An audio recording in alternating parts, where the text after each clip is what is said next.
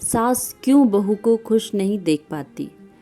एक दिन सीमा का फ़ोन आता है और वह रोने लगती है और बताती है कि उसका पति चिड़चिड़ करता रहता है, उसकी कोई भी बात ठीक से नहीं सुनता।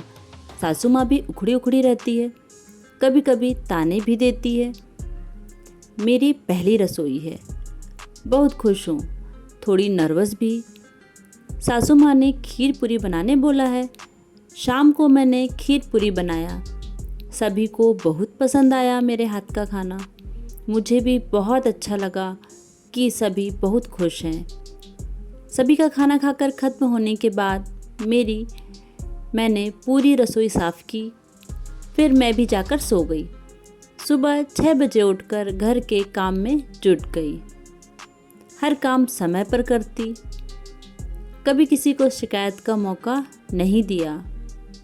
ननद के कॉलेज का लास्ट सेम चल रहा था। कुछ दिन बहुत अच्छे बीतते हैं, पर धीरे धीरे सासू माँ के व्यवहार में परिवर्तन आने लगता है।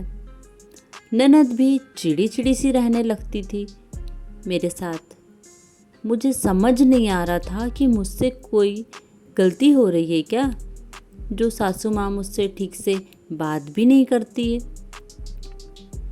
एक पति ही था जो मुझे समझते, हर परेशानी को सुनते और उस बारे में बात करते। एक दिन मैंने सोच लिया कि इस बारे में मैं अपने पति से बात करूं कि सासू माँ और छोटी ननद सीमा अजीब तरह से बर्ताव क्यों कर रही है, क्यों बात बात पर ताने देती है।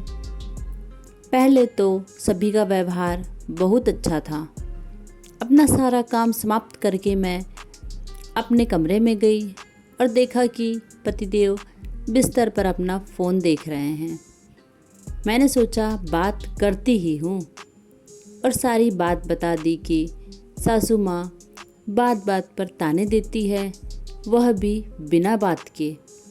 सीमा भी ठीक से बात नहीं करती है, इस वजह से मेरा मन बहुत अशांत रहता है। सुमित बोले, ठीक है, मैं माँ से बात करूँगा। दूसरे दिन ही सुमित अपनी माँ से बात करता है तो माँ बोलती है, तू तो बहुत प्यार करता है ना अपनी पत्नी के साथ, हम जैसे भी रहें क्या फ़र्क पड़ता है। सुमित समझ जाता है कि प्रिया के प्रति मेरा प्यार शायद माँ को अच्छा नहीं लग रहा।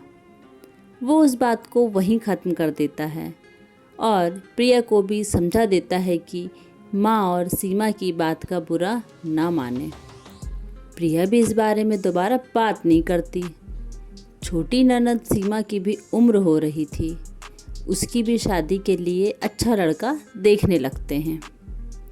एक अच्छी फैमिली मिल जाती है और सीमा की भी शादी हो जाती है। वह भी बहुत खुश थी अपने ससुराल में। पर कुछ 6-7 महीने ही बीते थे। एक दिन सीमा का फ़ोन आता है और वह रोने लगती है और बताती है कि उसका पति चिड़चिड़ करता रहता है, उसकी कोई भी बात ठीक से नहीं सुनता। सासू माँ भी उखड़ी उखड़ी रहती है, कभी कभी ताने भी देती है। यह सब सुन माँ बहुत परेशान हो जाती है और अपनी बेटी को समझाती है कि ससुराल में एडजस्ट तो करना पड़ता है।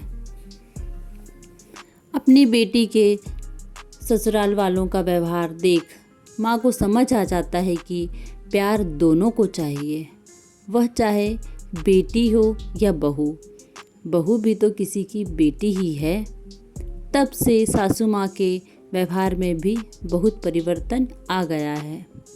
शायद अधिकांश घरों में ऐसा ही होता है, बहू को सिर्फ काम करने वाली मशीन ही समझा जाता है, पर बेटी के साथ यही व्यवहार उनके लिए गलत होता है। कहानी पसंद आए तो कहानी को लाइक और शेयर ज़रूर करें और कहानी कैसी लगी कमेंट में ज़रूर बताएं और साथ में चैनल को सब्सक्राइब भी ज़रूर करें।